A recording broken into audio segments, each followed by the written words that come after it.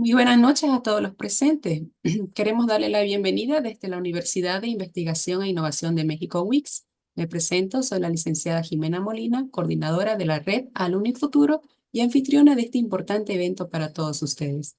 Para el día de hoy tenemos la ponencia de nuestro querido magíster Patricio Ernesto Acuña Apuente, con su tema La inteligencia emocional como innovación pedagógica global, transformando personas en el siglo XXI. Muy bien, antes de presentar a nuestro panelista el día de hoy, quisiera comentar al público presente que tendremos un sector de ronda de preguntas, así que si tienen alguna consulta al finalizar la ponencia, pueden realizarla por nuestro chat privado, o si desean hacerlo por micrófono abierto, pueden levantar la manito que podemos habilitar el micrófono. Muy bien. Ahora tenemos el honor de presentar a nuestro ponente del día de hoy, el magíster Patricio Ernesto Acuña Apuente, con su tema La inteligencia emocional como innovación pedagógica global, transformando personas en el siglo XXI. Pero antes vamos a conocer un poco de su carrera profesional.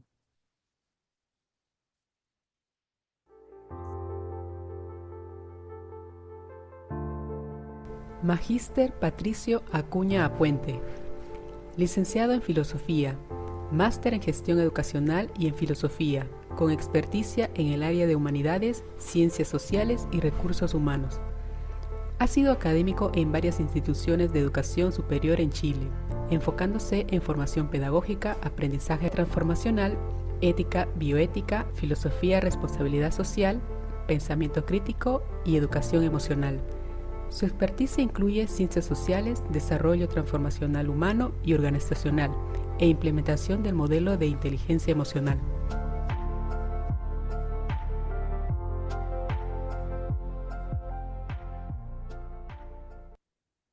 Muy bien. Adelante, querido magíster. Todo suyo a la pantalla. Ahora sí, muy buenas tardes, muy buenas noches. Un enorme placer, un enorme agrado poder estar en esta ocasión compartiendo con compatriotas de distintos lugares de nuestro continente. Tenemos un número interesante de personas conectadas. Desde luego, les agradezco su participación. No sin antes mencionar mi profundo agradecimiento por la invitación por parte de la Universidad de Investigación e Innovación de México, quien naturalmente auspicia este evento y la organización, por supuesto, de la red Alumni Futuro by Global. Señoritas, señores, quiero proceder entonces, si ustedes me permiten, con esta ponencia que forma parte del desarrollo de un cavilar analítico, reflexivo e investigativo desde hace un tiempo y por lo tanto quisiera de algún modo expresar en una primera instancia, a modo de índice, algunos de los elementos esenciales que efectivamente pretendo abordar a partir de este minuto, entendiendo que estamos en una época naturalmente histórica muy álgida, compleja y tal como se decía en la presentación institucional, donde tenemos naturalmente un ámbito de absoluta inconsistencia en muchos aspectos, demasiada desorientación, demasiada desazón. Por lo tanto, me parece del todo capital a continuación entrar efectivamente en esta materia para poder ofrecer una suerte de contexto en el cual, por cierto, si ustedes lo consideran a bien, tengo acá una serie de situaciones que quisiera muy raudamente abordar y que no tendrán el debido y necesario tratamiento, cierto, teórico profundo. Voy a intentar invitarles a cada uno de ustedes a desarrollar una suerte de travesía, una travesía que me parece interesante porque de algún modo, a pesar de ya estar en el 2024 y por lo tanto a puertas de ya cumplir el primer cuarto de este siglo en pleno desarrollo, me parece absolutamente crucial tocar algunos aspectos elementales. Por ejemplo, lo que tiene que ver con un aforismo que históricamente se haya inserto dentro del contexto del helenismo clásico, por definición.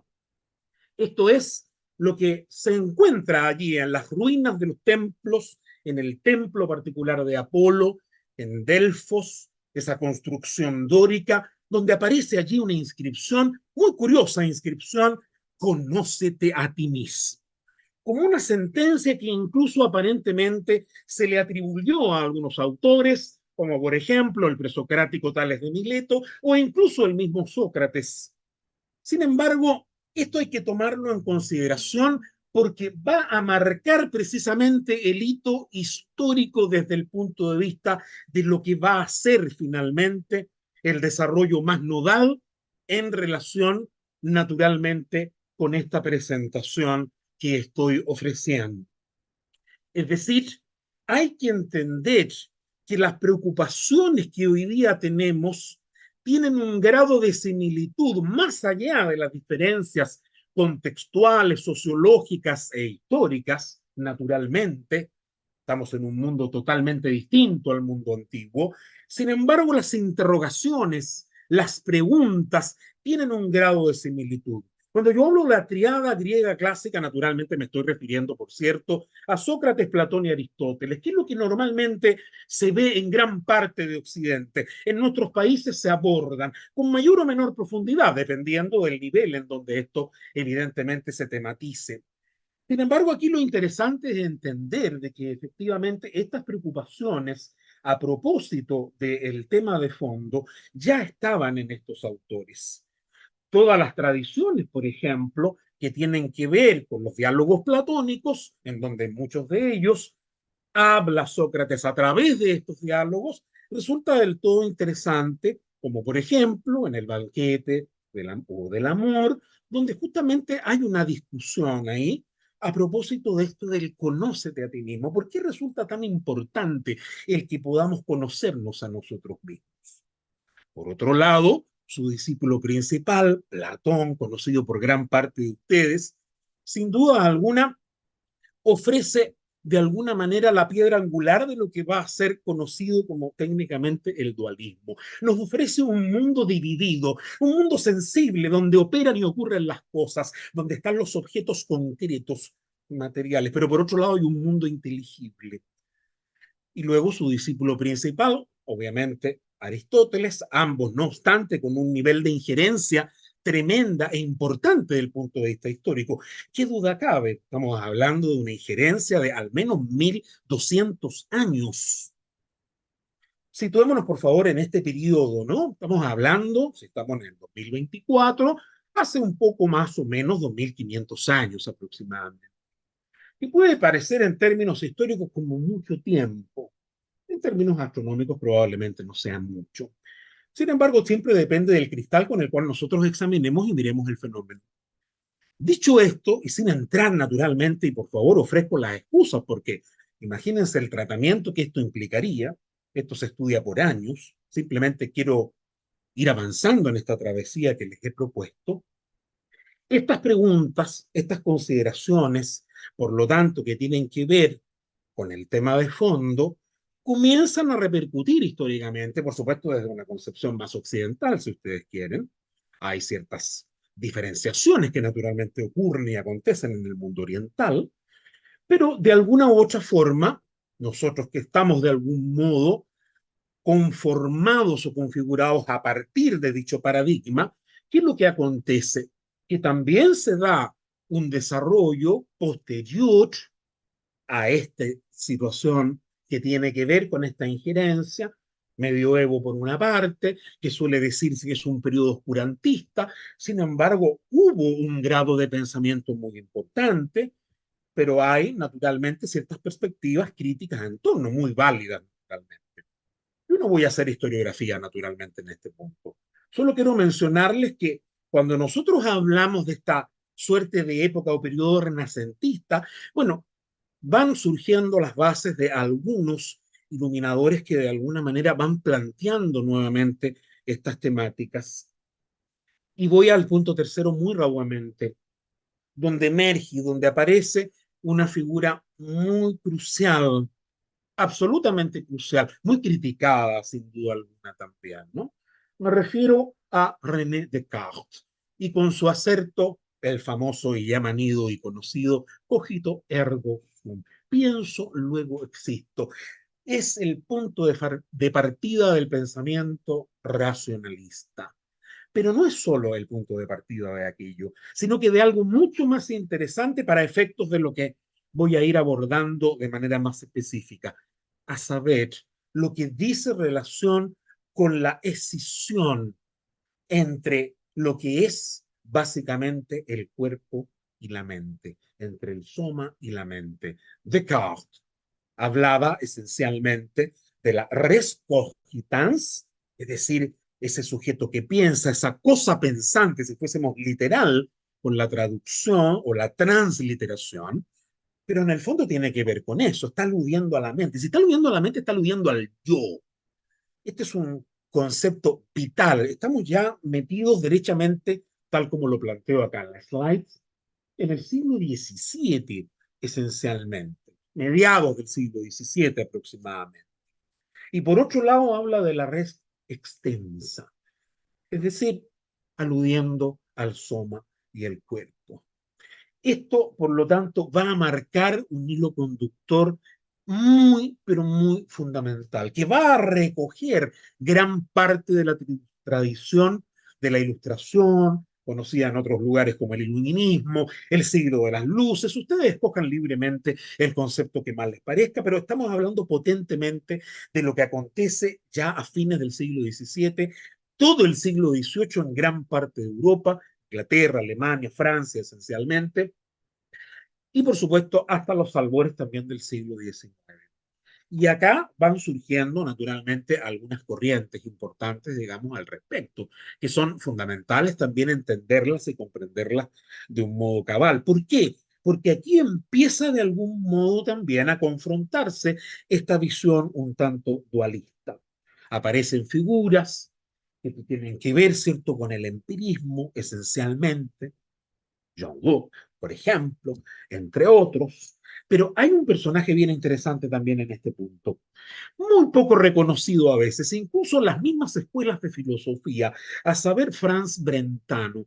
¿Y saben por qué es importante de algún modo Franz Brentano? Porque efectivamente hay un texto interesante que ya en en este devenir del siglo XVIII efectivamente va a poner un punto de, yo diría, de digresión esencial. Hasta ahora el predominio, ¿cierto?, por llamarlo de algún modo, de la historia de la filosofía o de la historia del pensamiento de alguna otra manera, predominantemente de raíz o de raigambre filosófica, evidentemente. Sin embargo, me estoy saltando naturalmente a los idealistas, me estoy saltando a Kant, estoy haciendo un barbarismo desde el punto de vista histórico-filosófico, me excusan nuevamente. Pero en honor al tiempo también, me quiero situar en esto porque Brentano, en la segunda mitad ya del siglo XIX, escribe algo bien interesante, que es la psicología desde el punto de vista empírico. Particularmente esto fue en 1874. ¿Por qué lo señalo? Porque efectivamente, si uno examina rigurosamente lo que son las fuentes históricas, estábamos todavía pendientes de lo que iba a acontecer un poco más adelante, el lustro de hecho siguiente, con la aparición por primera vez en la historia de lo que se conoce efectivamente como el desarrollo del primer laboratorio experimental de la conducta humana, básicamente en Leipzig, por un sujeto, obviamente, extraordinario de la época, como fue Wilhelm Wundt, médico y además especialista en una serie de áreas relativas a esto.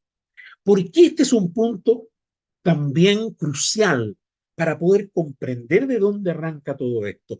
Esto es absolutamente crucial por la sencilla razón que por vez primera, podemos hablar técnicamente de la disciplina de la psicología, esto que ya venía estudiándose desde la triada griega clásica. Lo que pasa es que hay muchas cosas que yo no señalé. Aristóteles, por ejemplo, en su obra magna, tiene un texto que se llama De Anima, hablando del alma.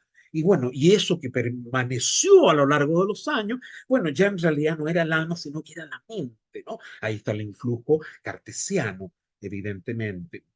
Pero este punto de 1879 es crucial, porque aquí comienza de algún modo el concepto también de la introspección, que es la autoobservación. ¿Qué pasa, por lo tanto, con la conducta del individuo? Esto resulta, insisto, absolutamente interesante, muy interesante. En paralelo, porque aquí, por favor, tenemos que entender que son muchas las cosas que ocurren y que acontecen, ¿no? Una suerte de pseudociencia que, sin embargo, sirvió bastante también para lo que iba a ser posteriormente ya el desarrollo de la primigenia neurociencia cognitiva, que tiene que ver con esta disciplina llamada la frenología, y de algún modo este médico tan importante también de finales de este siglo, efectivamente, del siglo XIX, en donde planteaba fundamentalmente que la conducta estaba determinada por la forma que podía tener el cráneo. Eso decía Franz Joseph Gall, ¿no? Por supuesto, después se empezó a desacreditar todo esto, ya no tiene mucho asidero, no tiene mucho sentido la frenología. Sin embargo, como suele suceder del punto de vista de corrimiento histórico, del devenir histórico fundamentalmente, vienen una serie de personas que fueron los locacionalistas tardíos en este ámbito. Es decir, en el ámbito de la ciencia, estoy pensando en John Jackson particularmente, que fíjense qué curioso, estamos hablando por un lado de Wundt, pero por otro lado también estamos hablando de cómo evidentemente ya comenzaba de manera primigenia a poder estudiar de manera más cabal qué pasaba con algunos pacientes que podían presentar algún tipo de trastorno. Fundamentalmente estudiaba pacientes epilépticos. ¿Cuál es la gracia que tiene John Harlins Jackson fundamentalmente? Figura bastante ignota, naturalmente, hoy por hoy, figura fenecida.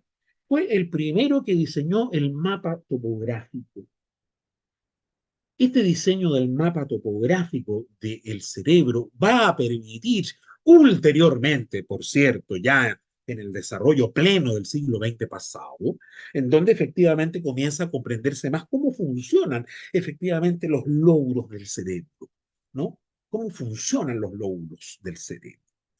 Y esto también, insisto, y me van a disculpar que no pueda profundizar por muy apasionante que pueda resultar esto para mí y espero que para algunos de ustedes, que dice relación, fíjense, con otros médicos importantes que hoy día los conocemos porque hay ciertas áreas del cerebro interesantes, ¿no?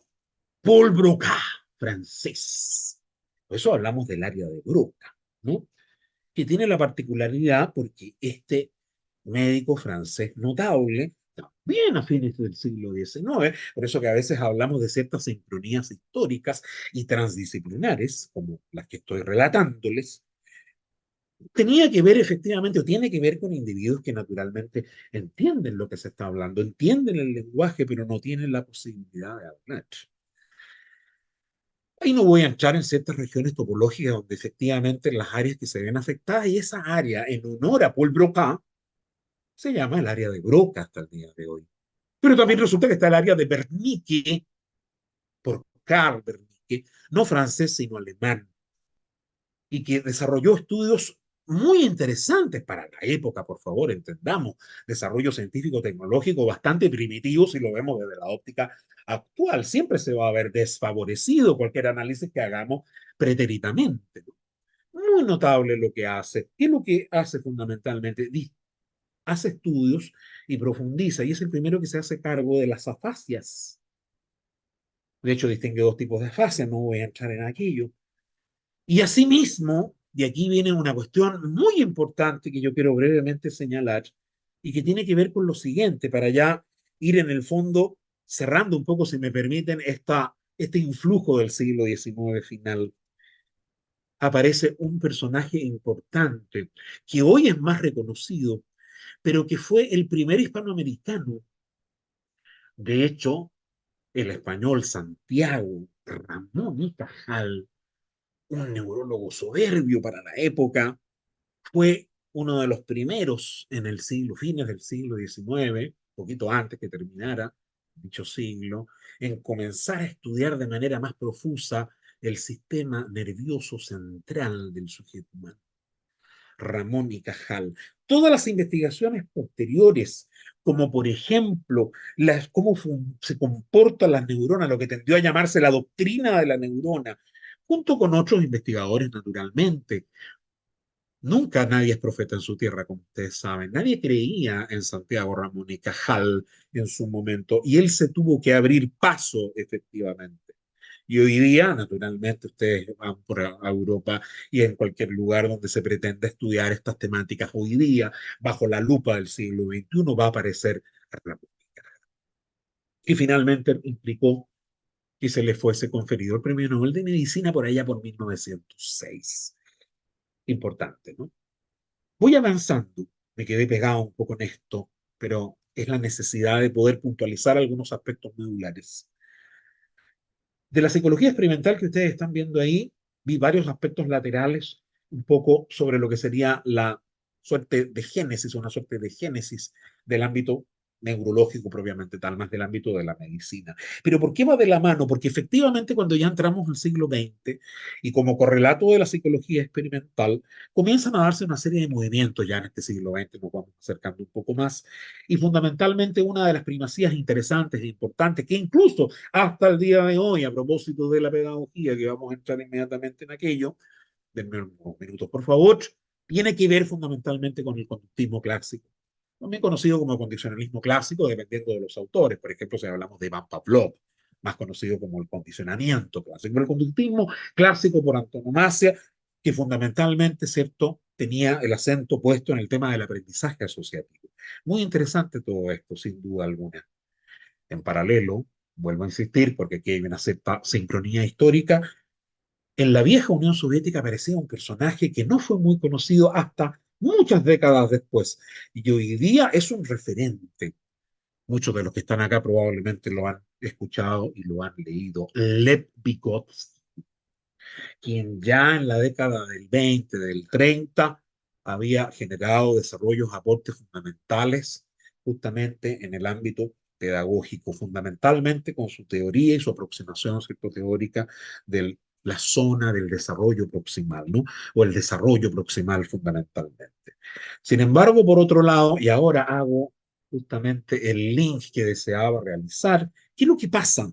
¿Qué es lo que ocurre en todo este vericueto histórico? Quizás a rato un tanto complejo, es que aparece un personaje justamente en este movimiento entre los 20 y los 30 del siglo pasado, llamado Frank. Porque aquí comenzaba, obviamente, a hablarse del concepto de inteligencia. ¿Qué es la inteligencia? ¿Dónde apunta la inteligencia? ¿En qué consiste la inteligencia, efectivamente? Y bueno, y resulta que Frondike es el primero, entre otras definiciones, pero comienza a explorar y trabajar acerca de la inteligencia social, el concepto de la inteligencia social. Por eso lo tengo en esta lista, en este slides en particular. Frondike es muy importante las contribuciones que hace. Y fundamentalmente estas contribuciones, que de algún modo fueron también motivo de cierto combate, empiezan a avanzar algunas décadas de, naturalmente, el siglo pasado. No nos olvidemos, contextos de guerras también, que sin duda alguna, desde el punto de vista geopolítico, influyen bastante. Se da una suerte de ya rechazo, una suerte de colmo en torno a que vamos a tener que superar un poco eventualmente lo que es el conductismo clásico, su énfasis sobre el aprendizaje asociativo, que había generado tantas contribuciones, que todavía sigue de algún modo vivo o vivífico. Sin embargo, hubo ahí un combate, si ustedes quieren, ideológico, y eso es lo que hace justamente el, a continuación, ya casi en los albores de la década del 50, inicios, mediados de la década del 50 del siglo pasado, aparece por vez primera este concepto de la revolución cognitiva y comienza a hablarse de la psicología cognitiva. Mientras que se dan una serie de exploraciones, de trabajos muy importantes, el estudios que se hacen en el MIT a fines de la década del 50, casi inicios del 60, Miller, aparece Chomsky, no, Chomsky, el mismo que ustedes conocen, efectivamente, Newell y otros que además comienzan a aperturar otros continentes muy interesantes. Por eso aquí les menciono la ciencia computacional y lo que es la cibernética, que no deja de ser interesante porque tiene que ver como la antesala también de lo que hoy día conocemos como la disrupción tecnológica, en la cual estamos todos nosotros, cada uno de nosotros sumergidos, nos guste o no nos guste. Entonces, todo este movimiento que parece claramente ser bastante interesante, va también de la mano con una suerte de hegemonía que va ocurriendo al interior ya de la década del 60 con las llamadas psicologías dinámicas, entre otras escuelas, también por cierto el psicoanálisis con varios exponentes, no solo de orden freudiano, sino que también adeleriano, entre otros, muchos. No puedo lamentablemente por tiempo detenerme mucho en ello. Sí me quiero detener es que ya a fines de la década del 60 y fundamentalmente a inicios de la década del 70, ya un poco más cercano a nosotros, ocurre otro hito importante. Comienza a aparecer de manera silenciosa, primeramente en términos académicos, un sujeto en la Escuela de Psicología de la Universidad de Harvard. En ese entonces solo conocido por sus colegas. Me estoy refiriendo a Howard Gardner. Y Howard Gardner, en la década del 70, comienza a tomar todas las investigaciones anteriores. Yo diría desde Thorndike en adelante, si uno hiciera una suerte de seguimiento teórico-conceptual. Y ese trabajo furibundo de la década del 70 tiene una culminación que ustedes están viendo acá, estoy moviendo el cursor rápidamente, donde ustedes ven ahí este nombre en inglés medio raro, ¿no?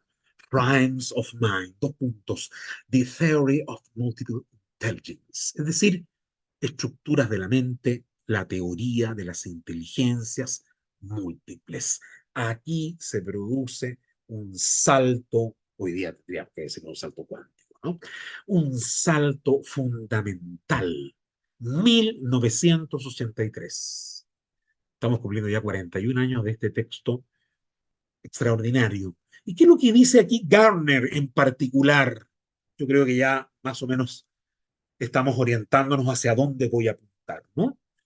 ¿Qué dice Gardner en un texto voluminoso que luego se va a ver complementado con La nueva ciencia de la mente, un texto fascinante del año 85, publicado naturalmente en inglés, luego traducido a centenares de idiomas? Pero ¿qué dice Gardner fundamentalmente? ¿Saben qué?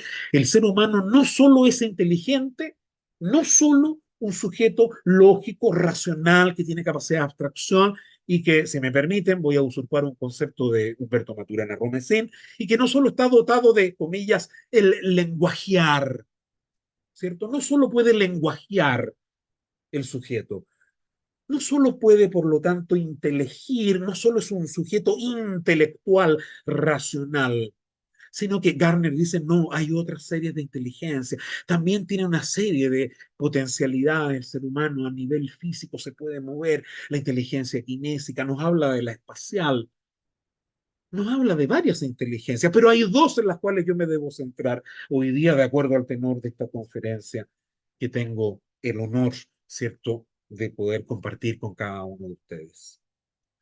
¿Cuáles son esas dos inteligencias? Ya muchos de ustedes naturalmente las conocen. Acuña dentro de este concepto, de este contexto y de este texto del año 83, Howard Gardner nos habla de la inteligencia intrapersonal y de la inteligencia interpersonal. Él describe en una primera instancia 7 inteligencias. Luego sus investigaciones ulteriores naturalmente van agregando, llegó incluso a 9, en fin, yo no voy a referirme naturalmente a ello.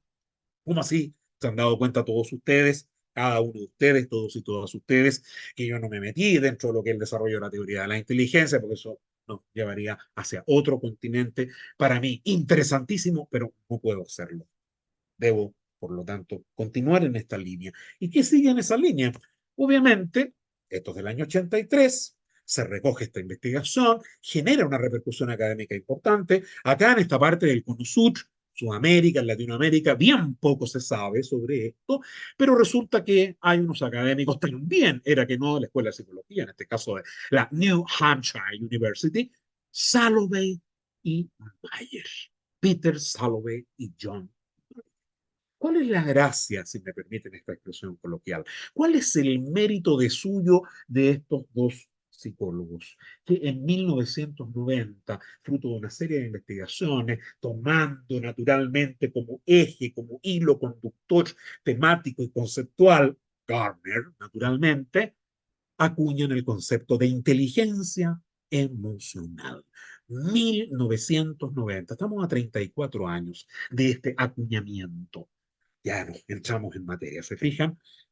Intenté ser lo más sintético posible, pero ¿qué pasa? Después aparece otro nombre ahí. Por supuesto, porque estas investigaciones, como ustedes comprenderán, solían, hoy día ya no tanto, pero solían quedarse naturalmente en el ámbito de orden más académico. Esto había que difundirlo de algún modo. Y apareció otro psicólogo, también estadounidense, conocido por todos ustedes, Daniel Goleman.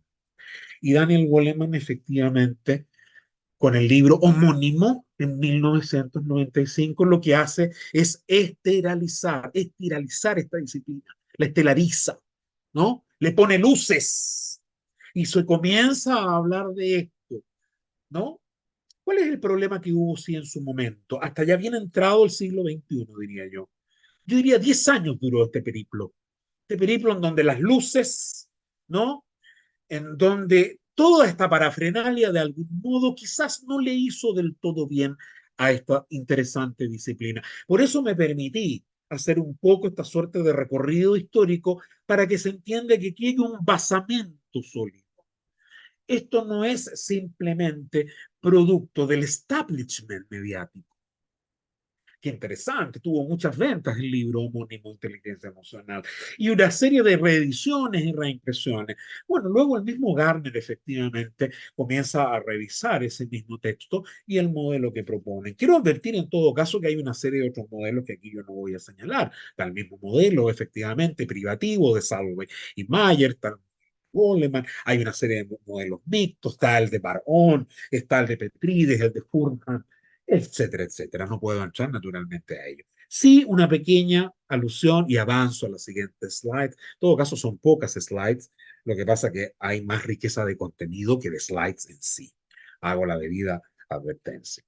¿A qué me refiero? Risolati, ustedes ven ahí. Bueno, resulta que Risolati es bien importante porque en 1996,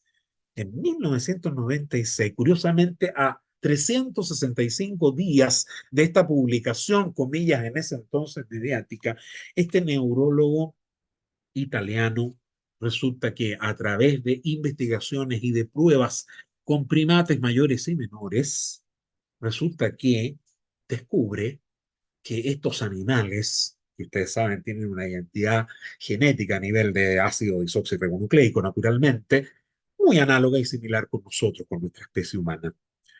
Y se da cuenta que el ser humano posee neuronas espejo.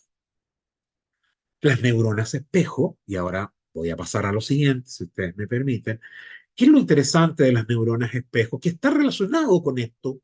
Fíjense, aprecien por favor ustedes a la izquierda de la presentación, básicamente a las 5 áreas. Yo quise tomar acá como referencia por un tema de sencillez, ¿cierto? Y de comprensión más cabal, pedagógicamente, siempre con dicho espíritu, todo lo que ustedes ven ahí en esos 5 puntos a la izquierda, y si se centran ustedes en los 3 amarillos, más los 2 que no están en amarillo, forman parte un poquito del modelo que iniciáticamente propusiese Daniel Goleman. Luego hay perfecciones, ya me voy a detener un poquito en relación con esto. Sin embargo, aquí yo quiero detenerme, si ustedes me permiten, porque esto me parece de absoluta trascendencia. No puedo sino detenerme unos minutos, si ustedes me permiten. ¿Se acuerdan ustedes del adagio inicial del templo, de Apolo, etcétera, etcétera? Bueno, conocimiento de las propias emociones. ¿De qué estamos hablando ahí, básicamente? Estamos hablando de la esfera del autoconocimiento. De eso estamos hablando. Lisa y llanamente, el poder conocernos a nosotros mismos. ¿Se dan cuenta? Aparece de nuevo la reminiscencia. ¿Quiénes somos? ¿Quiénes somos realmente? Nosotros no somos Jorge, Eduardo, Jimena, María, Ignacia, Pedro, Jorge, Julio, Jonathan. Eso es una denominación. Es muy curioso cuando uno hace este ejercicio. ¿Usted quién es? ¿Tú quién eres? Le pregunta fundamentalmente, por ejemplo, a un estudiante, independientemente, por supuesto, del grado de madurez. Ya vamos a entrar en ello. Te empiezan a dar una serie de características, pero no son capaces de decir quiénes son. Y esa pregunta es bastante, ¿cierto?, secular. Viene de antaño. Ahí está. Por eso que esta primera parte es importante, la esfera del autoconocimiento. Y si me permiten, quiero agregar algo que he estado investigando hace bastante tiempo y que forma parte, ¿cierto?, de esta presentación, de esta ponencia, y que espero, naturalmente, antes que expire este 2024, vea definitivamente la luz y pueda ser publicado. Este autoconocimiento tiene que ver con una triada que yo denomino la triple A. ¿Cuál es la triple A? Si yo quiero llegar a la esfera de un autoconocimiento realmente profundo, lo esencial, señoritas, señores, señoras, lo esencial es que yo pueda tener un concepto de mí mismo. Esto es lo que se llama el autoconcepto, la autoimagen. De allí arranca todo. Esta es la primera parte de la triada, el autoconcepto, la autoimagen. Si hay, por lo tanto, por parte del individuo, y esto por favor es transversal, ojo, transversal. Estamos hablando de la primera infancia, estamos hablando de la preadolescencia, de la adolescencia, de la primera juventud, del adulto, hasta la población senil. Les doy todas las opciones y alternativas posibles. Autoconcepto, tener un concepto adecuado, saber quién se es, en definitiva. Se dan cuenta cuando no hay un autoconcepto o autoimagen adecuada por parte de ese individuo, algo empieza a ocurrir con ese. ¿Por qué? Porque esta primera A de la triada que yo estoy proponiendo, dentro de la esfera del autoconocimiento, si yo tengo un autoconcepto adecuado, ¿qué pasa? Voy a tener un nivel de valoración adecuado de mí mismo. Es decir, voy a tener una autoestima normal, adecuada, pertinente, que me va a permitir, por lo tanto, moverme societalmente. No nos olvidemos que somos seres gregarios, por definición. Es decir, somos seres sociales. Por eso, probablemente, no quiero ser categórico porque yo estoy convencido que así es, pero voy a dejar el margen frente al análisis y vuestra propia reflexión, probablemente, ¿cierto? La pandemia, ¿cierto? Y el confinamiento con el cual nosotros estuvimos prácticamente 2 años, evidentemente que esto afectó, sin duda alguna, porque somos seres gregarios. Entonces tenemos el autoconcepto por una parte. Si es adecuado, obviamente voy a generar un nivel de autoestima adecuado. Voy a quererme lo suficiente. ¿Y qué pasa si yo me quiero lo suficiente? ¿Qué pasa si efectivamente tengo una autoestima pertinente? Va a ocurrir algo muy simple. Voy a desarrollar autoconfianza. Voy a tener, por lo tanto, la posibilidad de desarrollar la confianza en mí mismo. Esto, si nosotros lo entroncamos con lo que proponía primigeniamente Daniel Goleman, es lo que podríamos denominar la competencia personal. Pero faltan dos partes de, obviamente, Daniel Goleman. Voy enseguida a ello. Solo quería señalarles cómo podemos entender la esfera del autoconocimiento. Reitero por última vez, autoconocimiento, perdón, autoconcepto o autoimagen, autoestima y, por supuesto, autoconfianza, que va a generar la seguridad. Ahora bien, ¿qué nos decía Goleman en una primera etapa? Aunque esto en general ha tenido variaciones muy básicas, muy mínimas, no son de fondo, son más bien de forma hasta la fecha. La autorregulación, que muchas veces se confunde. Todo el mundo esto lo conoce probablemente de los que están acá. Y agradezco nuevamente a quienes se han ido incorporando en los últimos instantes. Tenemos, según lo que mi escasa vista puede visualizar, 99 personas conectadas. Les agradezco muchísimo. Resulta que la autorregulación no es reprimir nuestras emociones. La autorregulación tiene que ver con poder controlar adecuadamente mis propias emociones, dependiendo del contexto donde yo me halle, evidentemente. Las emociones existen, están. No se olviden, señoritas, señores, señoras, no olviden jamás que las emociones básicas son transculturales. Por lo tanto, cuando tenemos ira, rabia, pena, alegría u otras emociones básicas, probablemente habrán diferencias idiomáticas, pero usted va a poder darse cuenta efectivamente que un ugandés, un tailandés, un sujeto de Bali, un boliviano, un chileno o cualquier individuo de los 210 países que más o menos forman parte de Naciones Unidas, se va a evidenciar esa emoción básica, porque eso está estudiado, larga y latamente.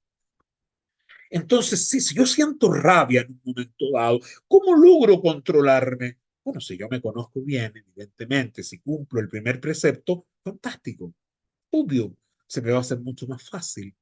Pero ojo, no es reprimir, porque tiene que haber una canalización. No olviden, aquí en esto ha aportado muchísimo la neurociencia, pero muchísimo, sobre todo las últimas investigaciones de las 2 décadas atrás, desde el 4, 5 hasta hoy, 2000, hasta hoy 2024. Han sido enormes, enormes las contribuciones, siderales las contribuciones, para ser muy exacto y riguroso con la magnitud que esto ha tenido. Si usted reprime sus emociones, bueno, no se extrañe que en un par de años va a tener problemas de salud. No se extrañe. Evidentemente eso va a acontecer, sin lugar a duda. No tengo ninguna duda que eso efectivamente va a ocurrir. ¿Y por qué va a ocurrir? Porque efectivamente nosotros somos un sujeto, somos personas, somos seres humanos de naturaleza biopsicosocial, somos sujetos holísticos. Esto ya viene aconteciendo desde hace muchos años. Afortunadamente también penetró, por ejemplo, en las escuelas de medicina, al menos en gran parte de Occidente, en donde efectivamente se dejó de enseñar de algún modo el modelo, ¿cierto?, biomédico tradicional por antonomasia.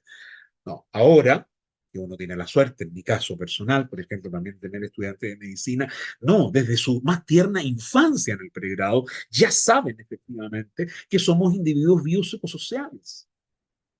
No somos escindidos, somos un todo. Por lo tanto, se dan cuenta de la importancia de no reprimir, sino que de poder manejar adecuadamente. A eso se refería Goleman, ¿no? La autorregulación, manejar adecuadamente nuestras emociones. Cuando nuestras emociones se nos disparan, ¿qué pasa? Se nos dispara la hormona de, evidentemente, del estrés.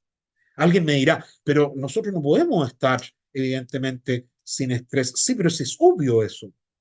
Por eso hablamos del EU3. El problema es cuando estamos en la lógica del distrés. Ahí donde, donde se nos presenta, digamos, un problema mayúsculo, pero mayúsculo en ese caso. ¿Por qué? Porque nosotros somos sujetos que debemos estar en un equilibrio interno, una armonía, en lo que se llama técnicamente, ¿cierto?, como la homeostasis. Debemos ser sujetos permanentemente homeostásicos. Pero ese desequilibrio, ¿cuándo se da? Cuando se nos dispara efectivamente el cortisol, que es la hormona efectivamente del estrés. Esto está debidamente estudiado. ¿Y qué pasa cuando ocurre eso? Muchos de acá lo sabrán o lo habrán escuchado. ¿Qué pasa cuando se produce eso? Bueno, se activan sistemas. Nosotros tenemos un sistema nervioso central que está dividido en el parasimpático y en el simpático.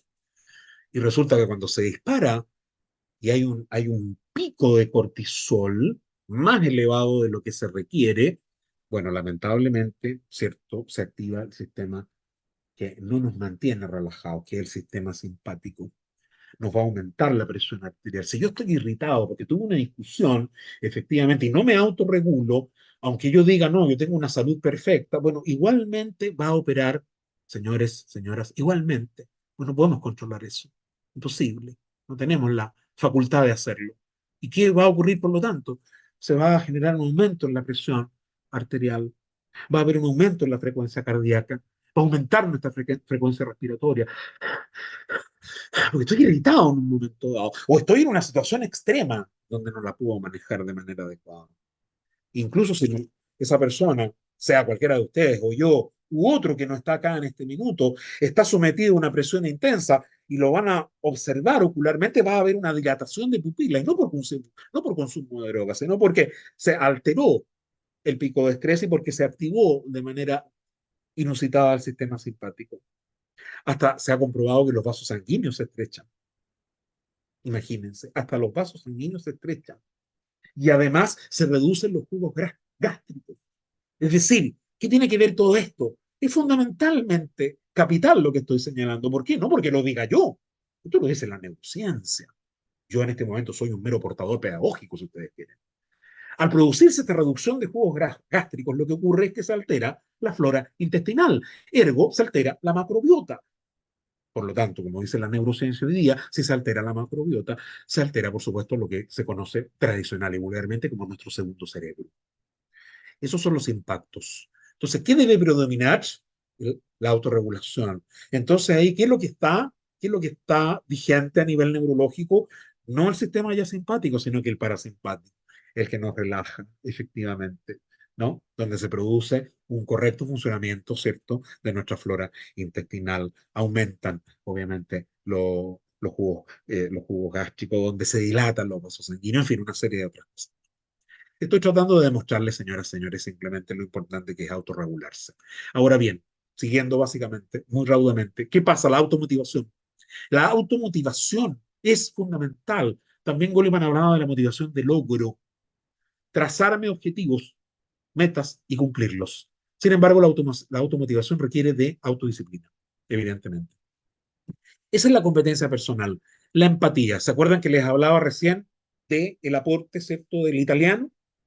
De nuestro querido Giacomo Rizzolatti. Bueno, nosotros somos empáticos porque tenemos neuronas espejo. Incluso hay investigaciones que no, por tiempo, no las voy a poder citar acá. Todo esto después, cuando entregue mis datos al final, puedo compartirles una serie de fuentes bibliográficas. Encantado de hacerlo, naturalmente, porque creo que es información importante. Incluso las personas no videntes, señoras, señores, no videntes, congénitas, es decir, de nacimiento, se le activan igualmente las neuronas espejo. Igualmente. Ahora, ¿qué es lo que ocurre acá? Si estamos dotados de visión, y yo acá, por ejemplo, compartí ese, que no es el caso, un micro vídeo de 50 segundos, de 45 segundos, donde tenemos evidentemente a 15 chiquititos, niñitos y niñitas, muy pequeñitos, entre 1 año y medio y 2 años. Y resulta que están todos al unísono, en coro, llorando. Aquí habemos, en total, incorporando, por supuesto, a doña Jimena, y yo, el suscrito, somos 98 en total en este minuto.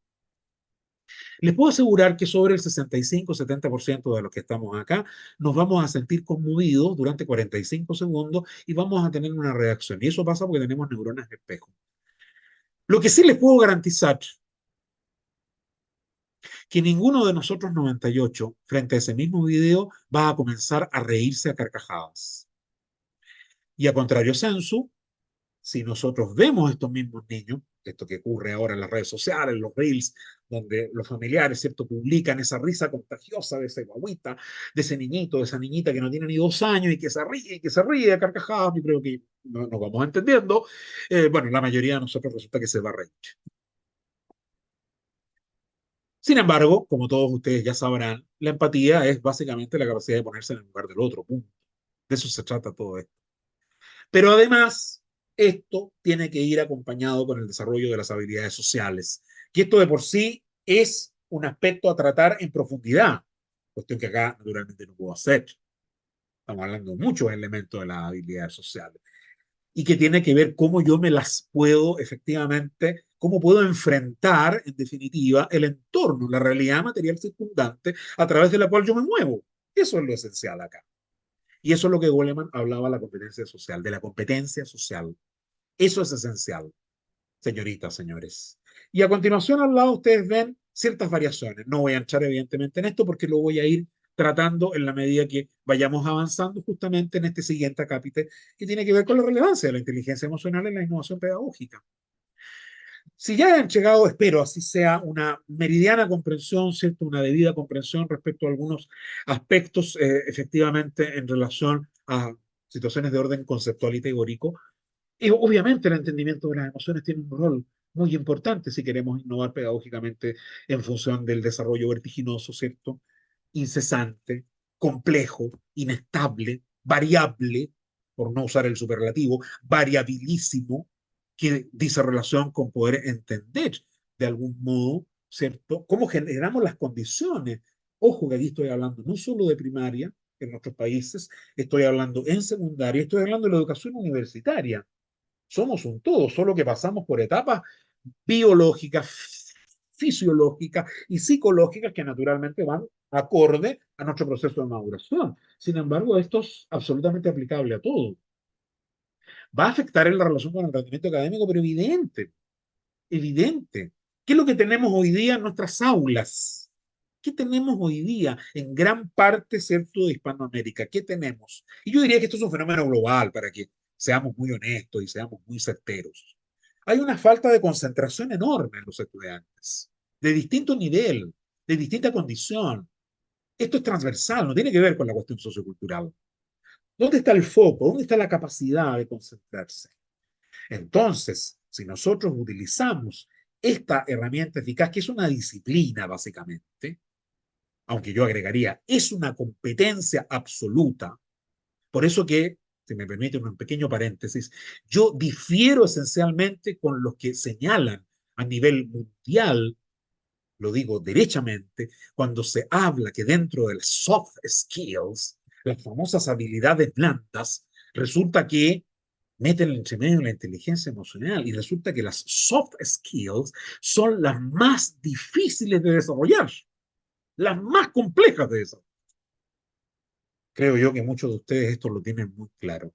Yo hablaría de hard skills, si me permiten el anglicismo, ¿no? Hard skills, son las más duras, son las competencias más duras. Por lo tanto, es importante reenfocar la resolución de problemas. Voy a seguir hablando de esto más adelante también. Clave, es una competencia clave. Incluso para Gardner, una de las acepciones de la inteligencia tiene que ver con eso, la capacidad de poder resolver problemas. No solo de memorizar, sino que resolver problemas, de aplicar y por lo tanto de adaptarme. La adaptabilidad, señoras y señores, es una condición sine qua non hoy día de desarrollo para el siglo XX. Obviamente esto también va a generar impacto en la interacción social, enorme, tremendo en la interacción social, fundamental poder manejar las emociones, desarrollar competencias personales, desarrollar competencias sociales, entre todos los actores, evidentemente, por eso aquí lo menciono en este tercer acápite. Y por supuesto, la aplicación de habilidades emocionales va a afectar también, va a tener una relación directa respecto a lo que es el clima en el aula. Tenemos que ser capaces de implementar programas en ese sentido. Y ya se está haciendo, en todo caso, en muchos lugares. Quizás de manera un tanto lenta, a mi juicio. Pero aquí el objetivo es que se pueda alcanzar un grado de bienestar importante y que esto se pueda trabajar. ¿Se puede hacer? Naturalmente que se puede. Si nosotros además integramos a la inteligencia emocional en la formación docente, vamos a lograr maximizar u optimizar el nivel de autoconocimiento que tenga el docente, la docente, el profesor, el académico, quien sea. Evidente. ¿Qué va a ocurrir? Va a haber un incremento en su performance pedagógica. Esto pasa, se los digo. Yo, como vinculante en esta esfera, en esta área, ya por más de 30 años, en la esfera de la aplicación en el aprendizaje. Si se fijan acá, yo siempre voy a hablar del aprendizaje, no de la enseñanza. Hoy día hay una predominación del punto de vista paradigmático. Hoy lo que importa en gran parte del mundo es cómo aprenden las personas, independientemente de cuál sea el nivel. ¿Cómo aprende usted? Eso es lo que interesa. Y ese aprendizaje tiene que ser lo más significativo posible. Por lo tanto, el facilitar la conexión emocional con las personas, en este caso los estudiantes en particular, lo que va a hacer en última instancia es potenciar todo esto. ¿En qué otra cosa también incide todo esto? En la colaboración, en el liderazgo. Esto da pie, evidentemente, para mucho, pero por parte baja debo señalar lo siguiente. Aquí es un acicate esencial para poder resolver de manera efectiva los conflictos que se nos van a generar siempre. El conflicto humano existe desde la génesis de la civilización humana.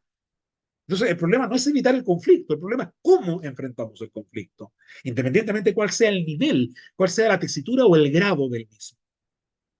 Esto, en última instancia, va a ser un factor determinante, señoras y señores, en los desarrollos de innovación pedagógica.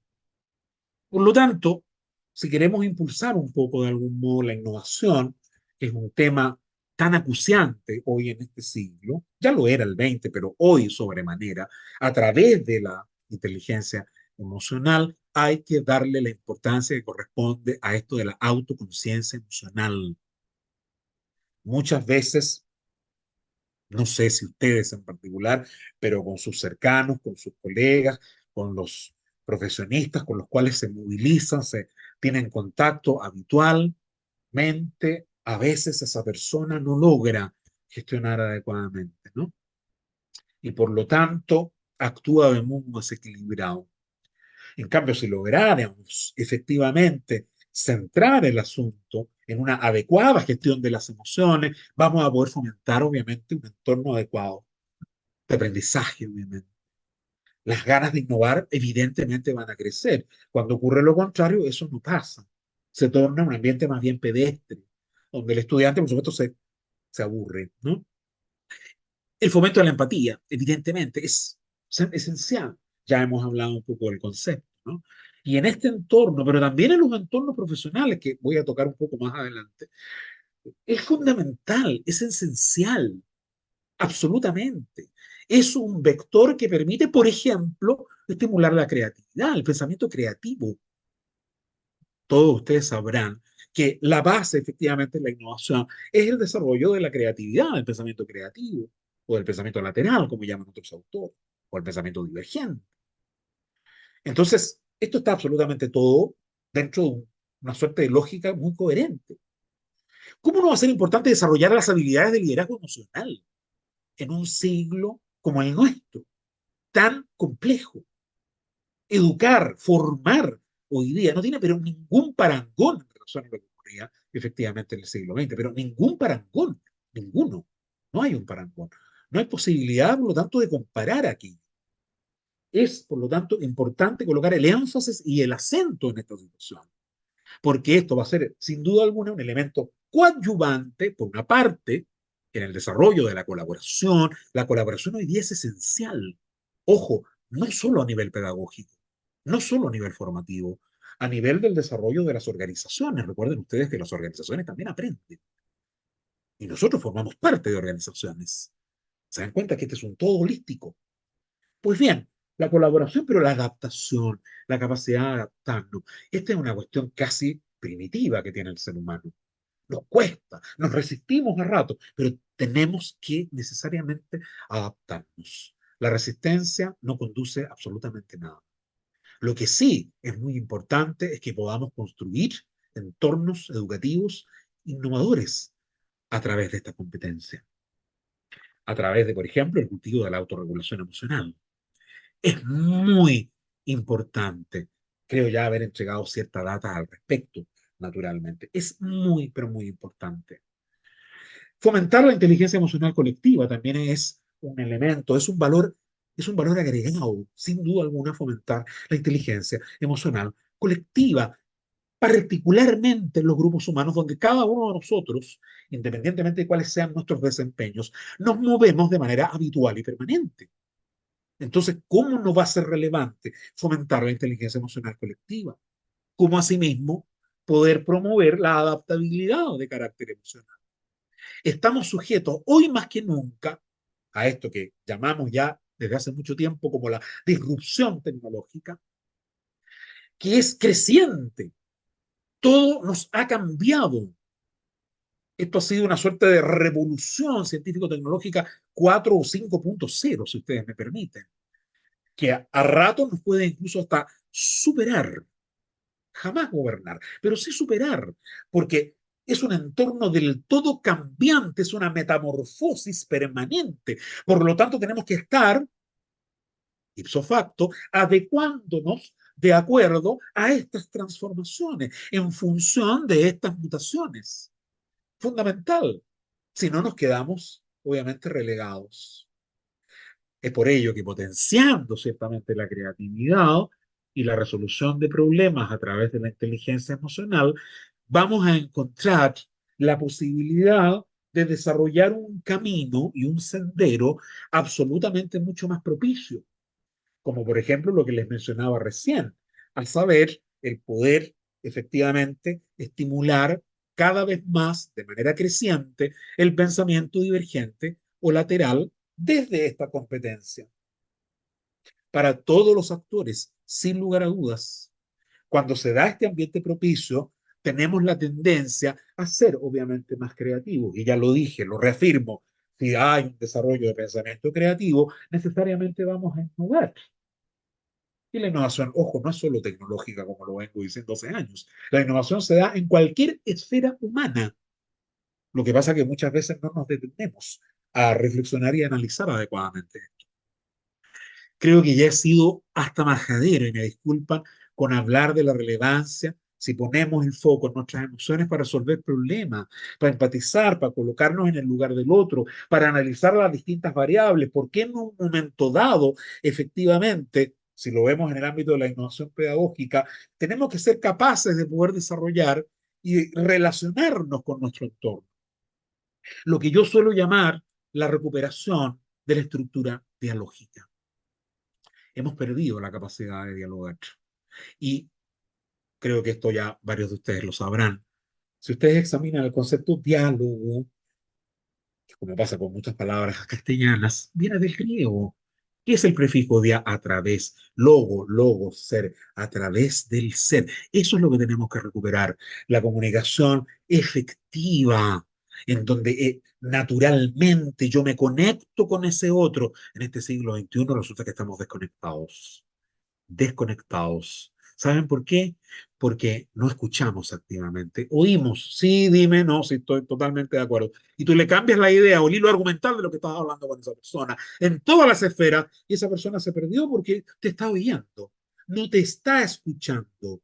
Lo mismo pasa. Toda la gente ve pasar las cosas, ve pasar a la gente, ve pasar a su entorno. No, señoritas, señores, aquí de lo que se trata es mirar al otro, mirarse a los ojos, mirar, escuchar, implica concentración, implica atención. De eso se trata. Por eso hay que recuperar la capacidad de dialogar.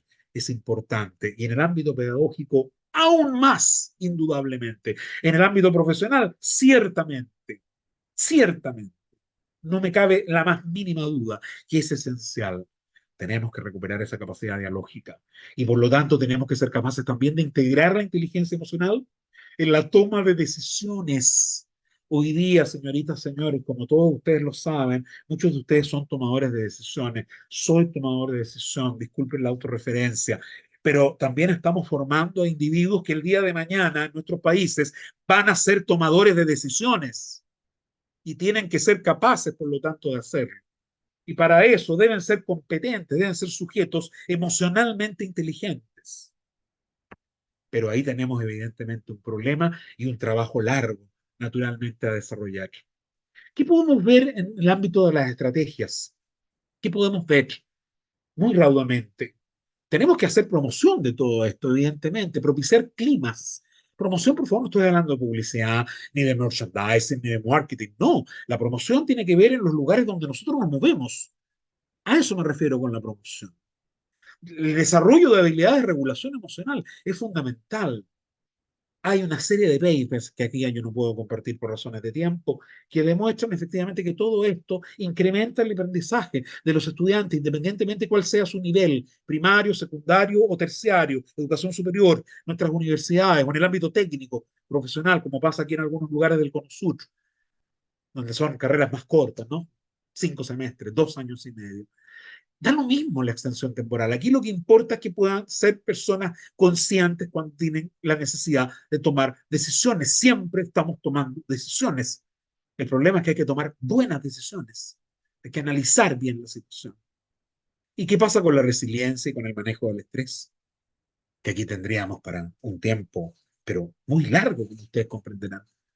Esto es fundamental, la capacidad de resurgir. Si yo he sido abatido, si alguien de mi entorno ha sido abatido, deberá ser capaz, en la medida que tenga la competencia personal, que es esencial para poder ser resiliente, por supuesto, fundamental. Si no, obviamente, ya les hablaba un poco de la hormona del estrés, como el cortisol, pero tenemos cifras patéticas a nivel global. Yo aquí recogí algunas, solo algunas, en relación, por ejemplo, con el estrés, si ustedes me permiten, más o menos, ciertos estudios de la OMS revista Ipsos. Consideró 31 países.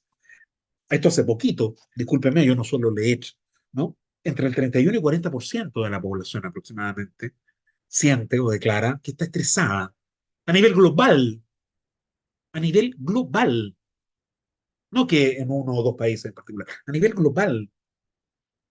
Las depresiones en el mundo, según mediciones, desde el año 2023, estamos hablando por parte baja de 280 millones de personas. Esto equivale aproximadamente al 5% de la población mundial. Alguno dirá, bueno, es poco porcentaje, pero estamos hablando de 280 millones de personas. Es decir, prácticamente, si hacemos una comparativa, casi todos los Estados Unidos. O sea, los 50 estados más el anexo de Puerto Rico. Las tasas de suicidio han ido aumentando. Estamos ya frisando los 800.000 por año, producto de las depresiones, sean estas endógenas, sean exógenas, sean depresiones de otra naturaleza, porque hay obviamente una tipificación enorme, como ustedes saben perfectamente. O sea, tenemos un problema serio. Y además, aún más serio, no para que nos preocupemos, sino que para que nos ocupemos, para que nos hagamos cargo. Hacia allá quiero ir apuntando, para ya aproximarme a lo poco que me queda. Y disculpen la demora, pero creo que esto es importante. El promedio, el rango etario, la cohorte, es entre 15 y 30 años de las personas que se suicidan en el mundo. Esto es una señal de alerta. Algo efectivamente está ocurriendo. Tenemos casi 4,5% de trastornos de ansiedad, es decir, en el orden de 270 millones. Esto 2018, por lo tanto, esto perfectamente, si hacemos una medición y hacemos una extrapolación en estos casi 6 años, ha subido probablemente. Ya estamos casi en el 5%, igual que en el índice mundial respecto a las depresiones. Los trastornos de ansiedad son variopintos, como ustedes saben. Uno de los más conocidos son las crisis de pánico. Todo esto se vio acelerado, incrementado, obviamente, con 2 años de contexto pandémico, qué duda cabe. Medición entre 2009 y 2021. Interesante, hecho en la revista La PNAS. Es una revista, efectivamente, de la Academia Nacional de Ciencias, Universidad de Virginia. Midió entre el 2009 y 2021 los niveles de angustia en varios países. ¿Y saben lo que pasa? Que el 2009 era un 25% y el 2021, no hace mucho, subió un 31% los niveles de angustia. ¿Tiene algo que ver todo esto con el no saber manejar las emociones adecuadamente? A mí me parece que sí, absolutamente. Por eso hay que fomentar la resiliencia y tener la capacidad de poder manejar el estrés y las actividades de conciencia emocional, así como poder implementar, como afortunadamente está ocurriendo en nuestros lugares, programas de educación emocional, que son esenciales. Incluso esto es trascendente. ¿En qué sentido, si ustedes me permiten? En el sentido siguiente, no solo para poder optimizar las performances pedagógicas y educacionales, sino que para lo esencial, que es el desarrollo de la persona, que es retornar finalmente al ser propiamente tal. Hoy en este siglo XXI, mientras tanto paso a la siguiente, resulta que lo que más nos importa es el tener. Estamos absolutamente centrados en el tener y por lo tanto el ser humano en el siglo XXI lo que ha hecho es descentrarse. Y eso parece que muchos de nosotros tienen que hacer algo al respecto. Ahora, fomentar la colaboración efectivamente entre todos los actores, por ejemplo, si pensamos en el ámbito pedagógico, para dar una suerte de confort y de apoyo emocional y comprensión mutua, miren lo que yo además me permití colocar en signo de interrogación. ¿Esto puede resultar una quimera para algunos de ustedes? Sí, puede ser resultar una quimera, efectivamente. Lo que sí me parece que al menos el esfuerzo y el intento hay que procurarlo. Como asimismo la colaboración en la gestión de los conflictos emocionales que se dan a todo nivel. Yo creo que en todos los países que aquí están distribuidos, en las personas que han tenido la gentileza de verme y de escucharme en esta jornada, podrán constatar que después de la pandemia, por ejemplo, aumentaron los niveles de violencia de los estudiantes. De violencia no solo verbal, evidentemente, física. Estamos haciendo algo como sociedades en América Latina justamente para poder gestionar adecuadamente los conflictos que se presentan. Si esto lo hacemos, vamos a optimizar naturalmente las relaciones interpersonales, que es lo de fondo. Abajo, como ustedes pueden ver, comparto situaciones muy sinópticas ¿Cómo podemos evaluar la efectividad de la IE? Y por supuesto acá no me voy a poder detener lamentablemente. Hay estudios muy interesantes, sobre todo en cuanto al índice de bienestar subjetivo percibido. Ese tiene que ver con la medición del impacto en el bienestar emocional que se está haciendo en muchos países. Insisto, cualquier situación anexa adicional, por favor, siéntanse con la total libertad de poder conectarme y de contactarme. Estaré muy atento y muy dichoso de poder ofrecer esas informaciones que me parecen valiosas. El seguimiento de la mejora del rendimiento académico, evidentemente, esto lo hacemos, pero desde la arista de la inteligencia emocional, no siempre. Analizar cómo efectivamente interaccionamos entre todos los actores, cómo nos relacionamos. Paso raudamente a todo esto que en el fondo tiene que ver ya con el mundo de la organización. La aplicación de esta competencia obviamente va a optimizar, por supuesto, el liderazgo, pero insisto, tiene que ser un liderazgo de carácter transformacional. Si no, no va a estar acorde a lo que necesitamos hoy día. No vamos a estar en condiciones de poder efectivamente desarrollar naturalmente espacios de trabajo organizacional y profesional que sean edificantes en sentirse que efectivamente no solo uno está haciendo un aporte, sino que además hay un espíritu de colaboración en materia de resolución de conflictos. ¿Qué duda cabe que esta competencia es esencial? ¿Cuántos de nosotros en este minuto, cuántos de ustedes están pasando o atravesando o lo hicieron hace poco por un conflicto de carácter organizacional y quizás no tuvieron la capacidad adecuada por alguna razón o algún factor ignoto de poder resolver adecuadamente ese conflicto, que además se da a todo nivel y sin duda alguna la comunicación efectiva? Esencial, ya lo dije, ya hablé de la importancia del tema dialógico. Y para ir avanzando ya rumbo a el necesario cierre, el impacto de la disrupción tecnológica en la sociedad actual.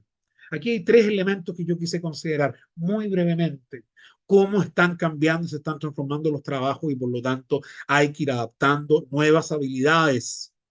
Esencial el cambiar la manera en que estamos utilizando los paradigmas comunicacionales y de por lo tanto cómo nos vinculamos, lo que tiene que ver con aumento de la dependencia tecnológica y cómo esto nos impacta a nosotros.